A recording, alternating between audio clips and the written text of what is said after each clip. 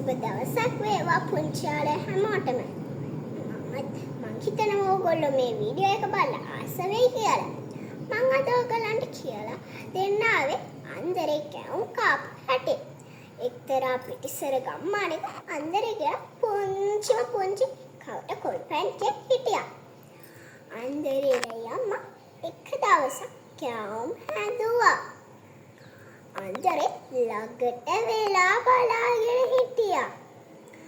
අන්දරේගේ අම්මා කොච්චර ළඟට වෙලා බලාගෙන හිටියත් අන්දරේට එක කැවුමක්වත් දුන්නේ නැහැ. අන්දරේලයි අම්මා කැවුම් හදලා ඉවර වෙලා කුඹුරට යන්න සූදානම් වුණා. අන්දරේලයි අම්මයි තාත්තයි කුඹුරට යන්න සූදානම් වෙලා අන්දරේට කතා කරා. අන්දරේ කැවුම් වල තෙල් බේරෙනකම් කැවුම් කන්න එහෙම එපා කියලා අන්දරේගේ අම්මයි තාත්තයි කුඹුරට ගියා. අන්දරේ හෙමින් කුස්සියට ගිහින් කැවුම් මුට්ටිය බිමට ගත්තා. හම්මේ රස පාට එකක් කෑවට අම්මා බනින ගන්න මෙතන ගොඩක් තියෙන්නේ කියලා අන්දරේ එක කැවුමක් කෑවා.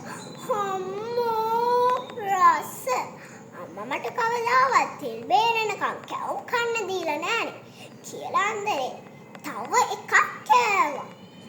හම්මෝ මෙතන ගොඩක් තියෙන්නේ එකක් කෑවට අම්මා තව එකක් කෑවට අම්මා බනින එකක් නෑ කියලා අන්දරේ ටිකෙන් ටික කැවුම් මුට්ටියම ඉවරයක් කරලා දැම්මා. අන්දරේ කල්පනා කරා දැන් මොකද්ද කරන්න කියලා. අන්දරේලයි අම්මා ටික වෙලාවකින් ආවා. අන්දරේලයි අම්මා එනකොටම අන්දරේට අදහසක් ආවා. අන්දරේ අම්මගේ ළඟට දුවලා ගිහිල්ලා අම්මේ බඩගින්න ඉන්න ළමෙක්ට කෑම ටිකක් දෙන එක පිනක්ද? ඔව් පුතේ පිනක් කියලා කිව්වා.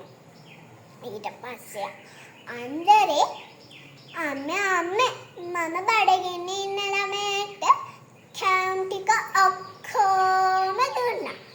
කවුද දැන් ඔය ඔච්චර බඩගින්න ඉන්න බඩචාරිය? වෙන කවුද? මේ මමම තමයි කියලා අන්දරේ කිව්වා. ස්තුතියි.